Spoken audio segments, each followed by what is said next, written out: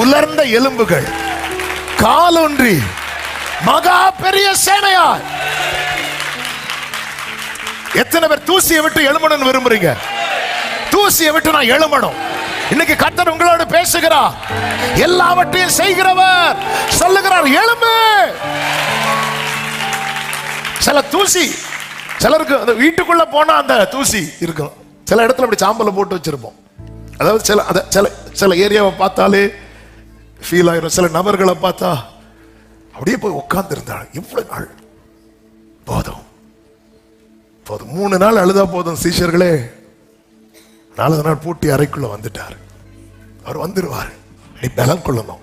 ஏன் ஆண்டவரே நான் பலன் கொள்ளணும்? நான் அப்படியே தரையோட படுத்துக்கிறேன் ஆண்டவரே. அப்படியே நான் இல்லாம போறேன் ஆண்டவரே.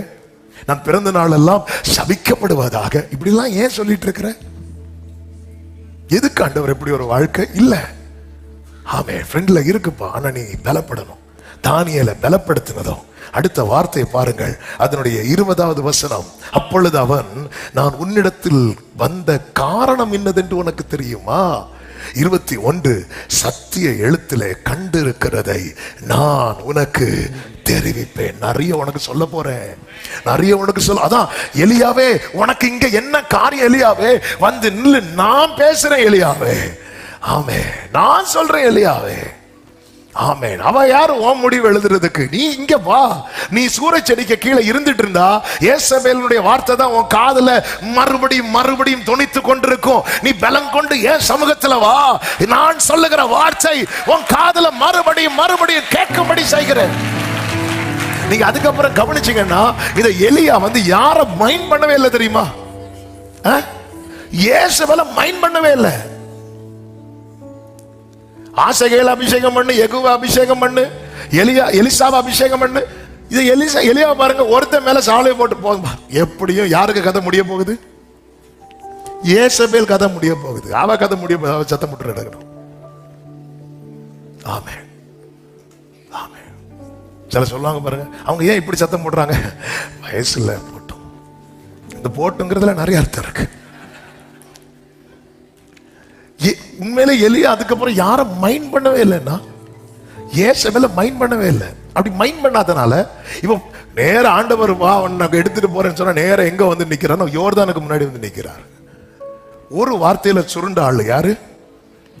எலியா. ஆனா கர்த்தருடைய சமூகத்துல பலப்பட்டதும் சால்வையை தூக்கி அப்படி சொல்லிட்டு, என்னது இது? ஆமே, நீங்க பலப்பட்டு பாருங்க, நீங்க பலப்பட்டு பாருங்க, வார்த்தையில பலப்பட்டு பாருங்க. யோர்தான்ல உங்க முன்னாடி நீ எழும்பு, பலக்கொள். ஆமென் சொல்லுங்க பார்க்கலாம். எலியா நினைச்சிருப்பார், நல்ல வேளை நான் சூரச் செடிக்கு கீழே படுத்ததை யாரு பார்க்கல? எலிசா பார்க்கல. எலிசா எதை தான் பார்த்தான்? நான் யோர்தானை ஹேண்டில் பண்ணதை பார்த்தான். எனக்கு ஹேண்டில் பண்ண முடியாம நான் போய் உட்கார்ந்ததை யாரு பார்க்கல? நமக்கு ஹேண்டில் பண்ண முடியாத மேட்டர் எல்லாம் கர்த்தர் பார்க்கட்டும். நம்மளால ஹேண்டில் பண்ண முடியறதெல்லாம் நம்ம சுத்தி இருக்கிறவங்க பார்க்கட்டும். ஹalleluya, ஆமென். யோபுவின் நண்பர்கள் இவ்வளவு பேச காரணம் என்ன? யோபுவே, அவங்க வரும்போது நீ இன்னும் எதுல தான் உட்கார்ந்து இருக்கிற தெரியுமா? சாம்பல்ல தான் உட்கார்ந்து இருக்கிற. நீ இன்னும் சாம்பல்ல தான் உட்கார்ந்து இருக்கிற. நீ சாம்பல்ல உட்கார்ந்து என்ன பேசினாலும் அவங்க உன்னை குற்றப்படுத்திட்டு தான் இருப்பாங்க. நீ எழும்பிரு யோபு. ஆண்டவர், நான் எழும்பிட்டேன், நீ எழும்பு. நாளைக்கு அவங்களுக்காக நீ ஜெபம் பண்ற நிலைமைக்கு நான் வச்சு தாரேன் யோபுவே, நீ எழும்பு. அவன் வந்து பார்க்கும் போதெல்லாம் நீ சாம்பல்ல உட்கார்ந்து இருந்தா அவன் உனக்கு பாஸ்டர் ஆயிடுவான். ஆமா, இன்னைக்கு நமக்கு எத்தனை பேர் பாஸ்டர் ஆயிட்டாங்க? சர்ச்சுக்கு வராதவங்க பாஸ்டர் ஆயிட்டாங்க. ஏன்னா நம்ம உட்கார்ந்த இடம் அப்படி இல்ல. யாரெல்லாம வந்து ஆலய மணி போல வந்து அடிச்சுட்டு போறாங்க சிலர். ஆமா, சில ஹோட்டல் எல்லாம் வெளியே இந்த பெல் போட்டிருப்பாங்க பாருங்க, உங்களுக்கு இந்த ஃபுட்டு பிடிச்சா ஒரு அடி அடிச்சுட்டு பாங்க. நம்ம பிள்ளைங்கெல்லாம் பார்த்தாங்கன்னா அடிச்சுட்டே இருப்பாங்க. அடிச்சு டங்கு டங்குன்னு கேட்டுட்டே இருக்கும். எத்தனை பேர் அடிச்சுட்டு போவாங்க? ஏன் ஒரு கடைசியில் ஒரு எலி வர வந்து பேசிட்டு போயிட்டேன். ஆக்சுவலா அவன் கூட வந்தவன், அவன் ஆக்சுவலா ஃப்ரெண்டே கிடையாது, கூட வந்து பார்த்துட்டே இருந்தான். என்னன்னு தெரியல.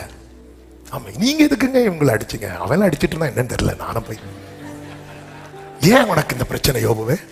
எழும்பு, நீ எழும்பி பாரு. எழும்புனது 4 பேர் வந்து நிக்கிறாங்க. யோபு, நீங்க ஜெபம் பண்ணாதான் எங்களுக்கு மாட்டம் வருவான். யோபு தன் சிநேகிதருக்காக, உங்களை குற்றப்படுத்தினவங்களுக்காக, உங்களை அதான் ஆண்டவர் சொல்ற, நீ பலம் கொள்ளு. நீ சாம்பல்ல உட்கார்ந்தது அவங்க பார்க்கிறது வரைக்கும் நீ குற்றவாளிதான். நீ சாம்பல்ல உட்கார்ந்தது அவர் பார்க்கட்டும். ஹல்லேலூயா. அழணுமா? கதவை பூட்டிட்டு அழுங்க. வெளியே வரும்போது யோசேப்பை போல. ஏன்னா ஒருக்கா யோசேப்பு சகோதரர்கள்ட்ட அழுதான். அழும்போது அவங்க இருந்து சாப்பிட்டுட்டு இருந்தாங்க. கண்ணீருக்கு மதிப்பில்லாத இடத்துல ஒரு சொட்டு கண்ணீர் விடக்கூடாது. ஹல்லேலூயா. யோசேப்பு கதவை பூட்டிட்டு போய் அழுதுட்டு கண்ணை தொடச்சிட்டு வெளியே வரான். வெளியே வரும்போது எப்படி வருவார் நினைக்கிறீங்க? அழணுமா? நேர தனியா போயிருங்க. ஹல்லேலூயா. சில நேரத்தில் ஆண்டவருடைய தொடங்கிட்டேன் அன்பை நினைச்சு தாங்க முடியாது. கார் எடுத்துட்டு எங்கேயாவது போயிருவேன். அப்படி வண்டி எங்கேயும் நிறுத்தவும் முடியாது. பாஸ்டர் என்னன்னு தலையை போட்டுருவாங்க. எங்கும் போக வழியில் அது எங்கேயாவது போய் அப்படி வரும்போது ஒருத்தருக்கு தெரியாது. ஏன்னா இந்த கண்ணீருக்கு சாம்பல்ல நீங்க உட்கார்ந்து இருக்கிறீங்க. உங்க மனைவிக்கு தெரிஞ்சாலும் குற்றப்படுத்துவாங்க. யோபுவின் மனைவி வந்து அடிச்சால இப்படி. ஆமென். நீங்க என்ற முகம் வாடியால் தெய்வத்தின் முகம் வாடும், என் நீளிகள் ஈரணிஞ்ச தெய்வத்தின்.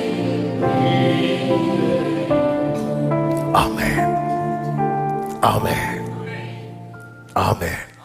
யாக்கோபு ஒரு சிச்சுவேஷன் அப்படி ஹேண்டில் பண்ணிட்டார். யாபோ காட்டின் கரையில வந்து உட்கார்ந்து அழுதது யாக்கோபின் மனைவிகளுக்கோ பிள்ளைகளுக்கோ தெரியாது. ஆனா யோசேப்புக்காக அழுதது ஊருக்கே தெரிஞ்சிட்டு. சில சிச்சுவேஷன் நம்ம கைவிட்டு போயிரும். கர்த்தர் சொல்ற, யாக்கோபே இவைகளை நினை. சில காரியத்துக்காக அழுறது யாருக்கும் தெரியாது. யோசேப்பு ஆரம்பத்துல தன் சகோதரனை நிமித்தம் அதை பொங்கி அழுதது யாருக்கும் தெரியல. ஆனா அதுக்கப்புறம் யோசேப்பு அழுதது பார்வோன் வீட்டார் கேட்டாங்க இருக்கு. பார்வோன் வீட்டார் கேட்டாங்கல்ல. யாராவது வந்து யோசேப்பே ஏன் அழுறன்னு கேட்டாங்களா? இல்ல. அப்படி கேட்கறதுக்கு ஒரே ஒருத்தர் தான். ஆமென். அவர் நல்லவர். நேரம் போயிட்டு அடுத்த 2 வேண்டாம். ஆமென். ஆண்டவர் அனுமதித்தா இன்னொரு டைம் சொல்லலாம். இல்லைன்னா வீட்டில் போய் செகண்ட் சர்வீஸ் பாருங்க.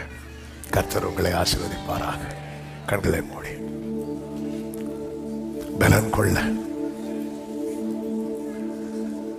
பலன் தாருமே. ஒரு 5 மினிட்ஸ் உண்மையா ஜெபம் பண்ண போறோம். ஓகே, எத்தனை பேர் இந்த தூசியை விட்டு நான் எழும்பணும்னு விரும்புறீங்க? அப்பா, நேத்து என்கிட்ட ஆலோசனை கேட்டவங்க எல்லாம் இன்னைக்கு எனக்கு வந்து உபதேசம் பண்ற அளவுக்கு ஆயிட்டு.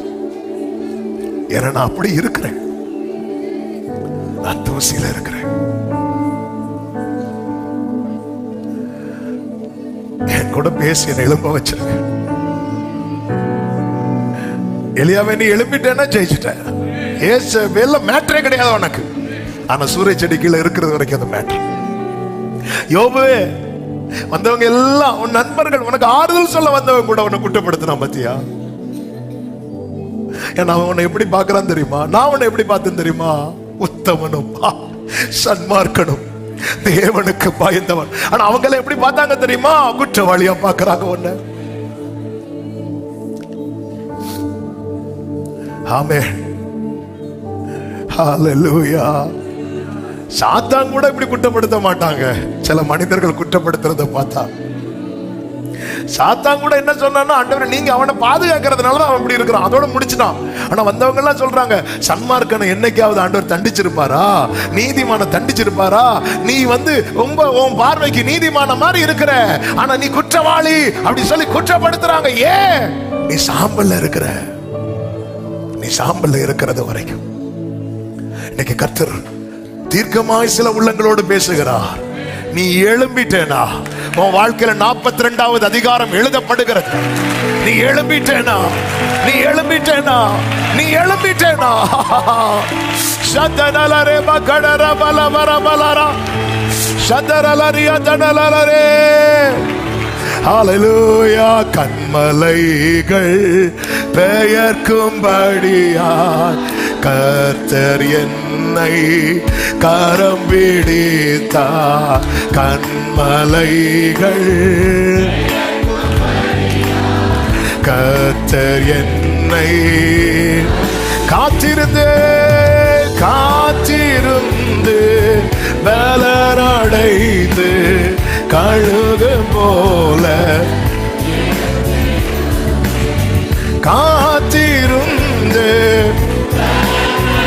கழுகு போல எழும்புவேமா? கைகளை உயர்த்தி நம்புவே இயேசுவை. ஆமென். ஓரல கரமா சதன மகடரா ரிம்ரால ப்ரோ சேகே ப்ரோ தனலரியா தரரா. ஆமென். அத்திமரம் துளிர் விடாமல் ஆட்டு மந்தை அப்பா இருக்கிறா யாக்கோபே இவைகளை